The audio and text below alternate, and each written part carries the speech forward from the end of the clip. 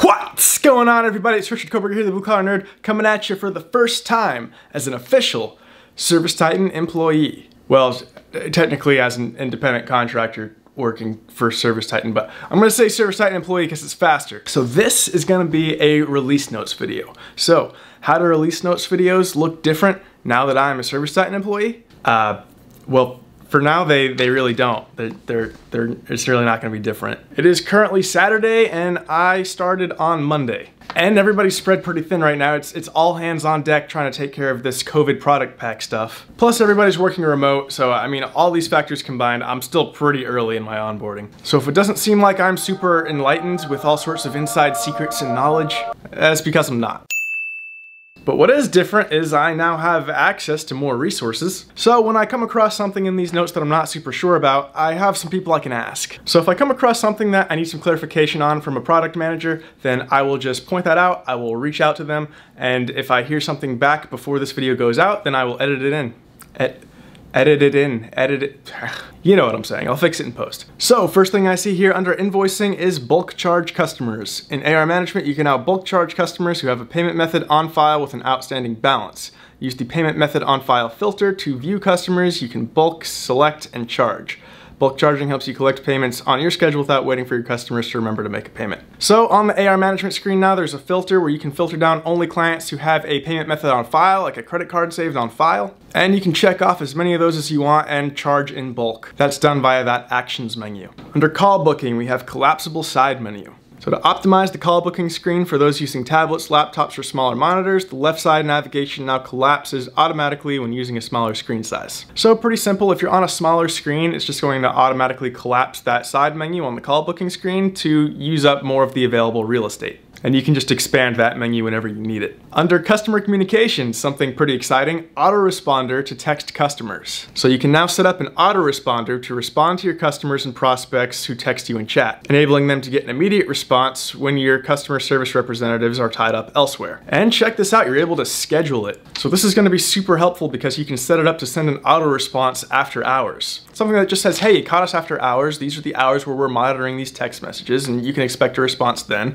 and maybe here's the number to call if you have an emergency. Super helpful. I know that after hours texting has been a big topic. We also now have opt-in keywords in addition to opt-out keywords for text messages. So for a while we've had the basic opt-out where a customer can reply like stop and that will opt them out from receiving your text messages. But now they're also able to opt back in, so they really have complete control over when they are and aren't getting your text messages. Under dispatch, we've got time off shifts for multiple technicians. You can now create time off shifts that apply to more than one technician. This saves you time when creating time off for events like company meetings or holidays. So yeah, this is referring to the technician shifts feature, previously known as technician availability. So if you haven't started using that yet, I recommend taking a look at it. Basically, that note is just saying that you can now create a time off event in bulk for multiple people at once versus having to do it one by one. Also pointed out in these notes is that technician shifts is now on by default. So if you use shifts at all, or if you have on-call technicians, particularly if you have a third-party answering service who books calls in ServiceTitan and needs to know who the on-call technician is, technician shifts is great for that. It makes it very clear who's on call. Their whole bar on the dispatch board will be light yellow. Next, we've got select and assign in Maps 2.0. You can now select areas within Maps 2.0 and right-click to assign technicians to jobs within that selection. This lets dispatchers batch assign jobs to the best technician who's nearby,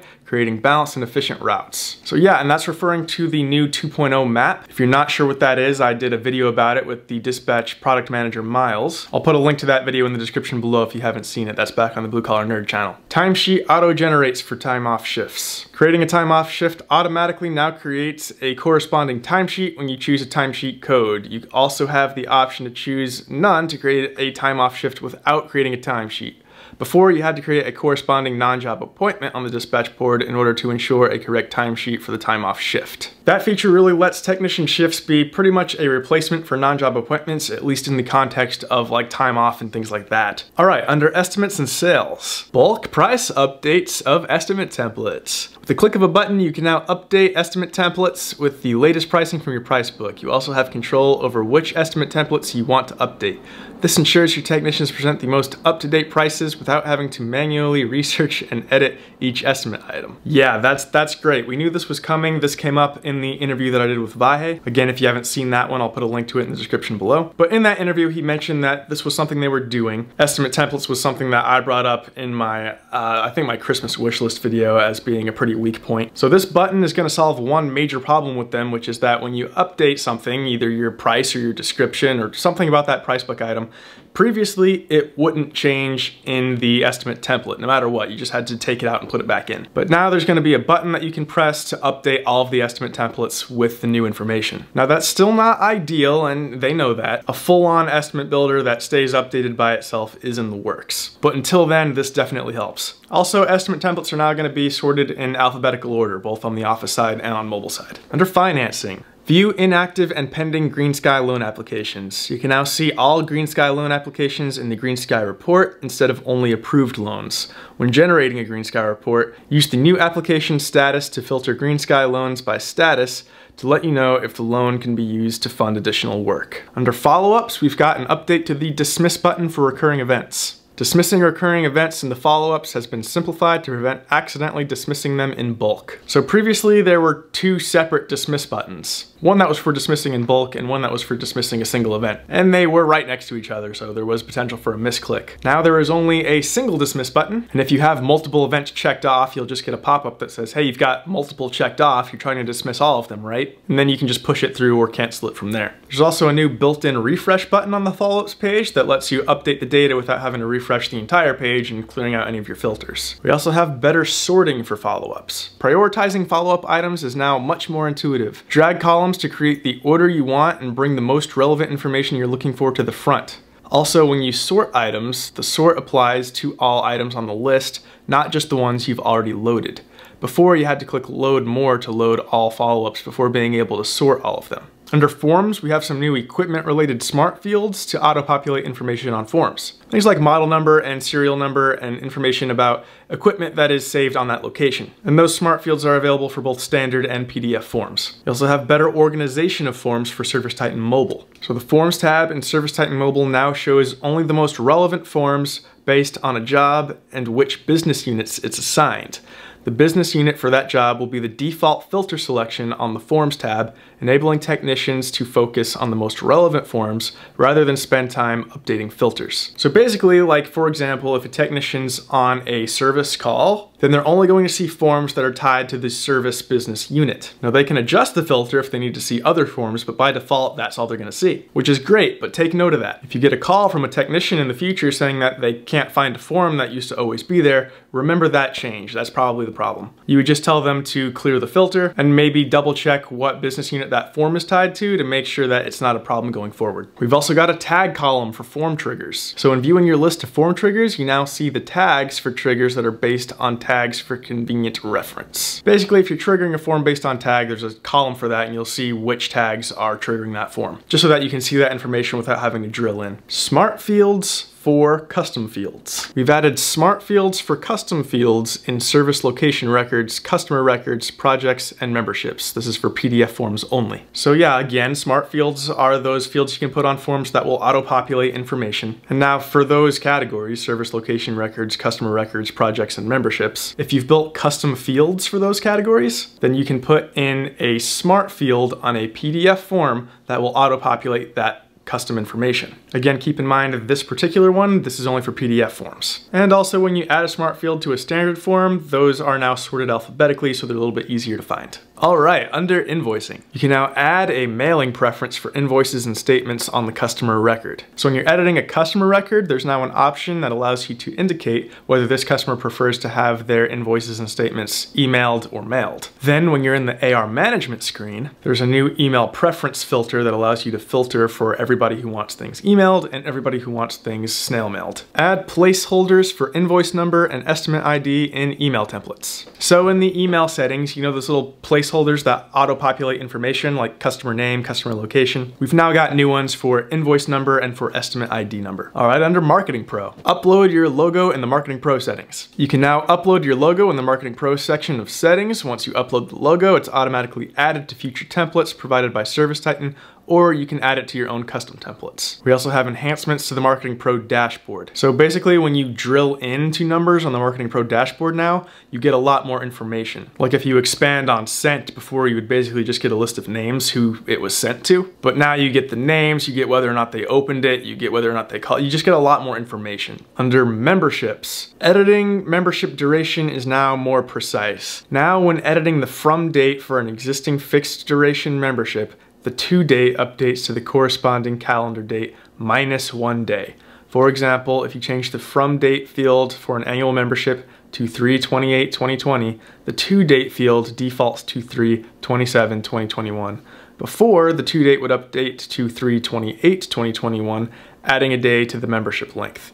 The shift in expiration date could potentially disrupt recurring services included with the membership. This is one that I might need to contact my new colleagues about because I definitely remember this note being in previous release notes. So I'm not sure if this one is slightly different somehow, or if that just didn't happen when we planned that it was going to happen in the previous release notes. But definite deja vu with this note. All right, got some clarification on why that membership date logic note has resurfaced, because that definitely was on previous release notes. I was right about that. So what's going on is this is actually more like a bug fix. So what was going on was that before, if you edited a membership, it would default back to the old logic, the one that they meant to change. So now with this new update, it makes it persist even when you edit the membership. So hopefully that clarifies that one for you. All right, under mobile, enhanced equipment experience in ServiceTitan Mobile. The equipment section of ServiceTitan Mobile app is now simpler to browse, sort, and search. This update makes it faster for technicians to find the right equipment record on a particular location. So yeah, I'll put screenshots up. This is what it looks like before, and this is what it looks like after. So yeah, it takes up the whole screen now. You've got these columns of information. It's definitely much more clear and helpful. Under payroll and timesheets, added checkbox to exclude invoices from payroll calculations. So when you're editing an invoice now, you can go to invoice details and there's a new checkbox you can check that will exclude it from payroll reports and payroll calculations. For example, if you created an adjustment invoice to issue a refund, but you don't want the adjustment to affect a technician's bonus, you can select a checkbox on the invoice to exclude it from the payroll calculations. Under price book, we have inventory item duplication enhancement. So now when you duplicate a material or equipment item in your price book that has inventory tracking enabled, you receive a prompt asking if you want inventory tracking enabled for the duplicate item. This allows you to easily create non-inventory versions of inventory items for jobs that use materials outside of your inventory supply chain. We've also got some general ledger account enhancements. So new pricebook improvements help automate mapping of pricebook items to your general ledger accounts. So if a pricebook item maps to an inactive GL account, it's going to have an inactive label. If you import a pricebook item that matches with multiple GL accounts, then it's mapped to an active account. And if multiple GL accounts with the same name are active, then the imported item maps to the account that was created first. We've got enhanced updates for Pricebook Connect. So Pricebook Connect is that fairly recent feature that lets you pull in updates from the vendor integrations for the Pricebook. So now when you update your Pricebook with Pricebook Connect, recommendations and upgrades now display by their item name instead of item code. This makes it easier to decide if you want to include a recommendation or upgrade when updating an item. We've got right-click functionality in the Pricebook side menu. Okay, so before that Pricebook side menu, if you right-clicked it, Chrome, the browser, didn't understand that as being a link. And so it wouldn't offer you the option to like open that in a new window or open that in a new tab. But now it will recognize it as a link, so you do get those options. View Pricebook permissions for display users. Display users now have view Pricebook permissions enabled. So a display user is a specific employee role that has a specific set of permissions that you're not able to change. It's just they are what they are. So now if you have a display user, that user will have the ability to see Pricebook items. They will not have the ability to edit, only view. Under reporting, report permissions tab to assign permissions by role. So in the settings, there's a section called reporting settings, and there you're able to edit all of these specific reporting permissions. So now there's two tabs. There's employee permissions, where you can edit every individual employee's permissions separately. And there's role permissions, where you can edit entire groups of people's permissions. So like all managers, all CSRs, whatever it is. You can also now import and export reporting permissions in bulk. So when you go to settings and then import/export data, there's now a new option for reporting permissions. So you can now just make bulk changes in Excel if you prefer and then import them back in. You can also now bookmark some legacy reports. So for a specific set of legacy reports, and I'll put that up on the screen. So these particular old geezers are now invited to come hang out with the cool kids. You can bookmark them now and they will show up on your main home screen for reporting. We've got scheduled report improvements. So scheduled simple reports include details to help clarify what the report covers. If a scheduled report contains data specific for the email recipient, the report indicates that it's filtered by recipient. If a report contains no data, the email body notes that there was no activity for the filtered date range. New reporting metrics for Jobs Custom Reports template. So the Jobs Report template now includes some new columns, and I'll put those up on the screen here. And if you need a minute with this stuff, feel free to pause the video, or I always encourage you to check out the full release notes for yourselves, and I'll put that link in the description below. We've got new reporting metrics for Invoices Custom Report template. So the Invoices Report template includes 4 new column options to help give you insights on adjustment invoices, dispatch fees, and customer POs. And those new columns include base invoice number, base invoice ID, customer PO number, and dispatch/service only fee. This is another one where I'll have to send some Slack messages and ask some questions to my new colleagues. Because it's implying that on pricebook items, there's a checkbox that I can check off to indicate that it is a dispatch service fee. But I don't see that. I don't know if it's gated or just not out yet. I don't know. I'll have to find that out. And if I find that out before this video goes up, then I will splice that in right here. All right, so I was able to get some clarification on that service/dispatch fee checkbox. What I'm hearing is that right now that checkbox is only enabled for Nexstar users, because previously the only place where that was used was in a Nexstar specific report. But I've given the feedback that now that this new data set is available, that's going to be useful for everybody, and so it should be brought to everybody. Still working on actually making that happen, but I just thought I'd let you guys know what the situation was. So that's what's going on with that. All right, under settings, search in settings now includes section titles. So before the section titles, they weren't included in the search. So if you search for a title, it would pull nothing up. For example, if I just knew that what I was looking for was under customer communications, I would type in customer communications, but it wouldn't pull anything up. But that's no longer the case, so the section titles are now included in that search. And finally, under user experience, there's now a link under your profile icon to the ServiceTitan referral program. Anyways, that's all I got for today. Thank you guys so much. Be sure to hit like if you liked the video and subscribe to this YouTube channel. And if you really want to make sure you never miss a video, also hit that bell icon, and that's going to make sure that YouTube notifies you anytime we upload a new video. Which you might want to do because the COVID product pack is rapidly approaching, and we're going to be making a lot of content explaining all the changes there. Let me know in the comments down below what you guys think of these updates. I'll catch you guys in the next one. Appreciate it. Peace.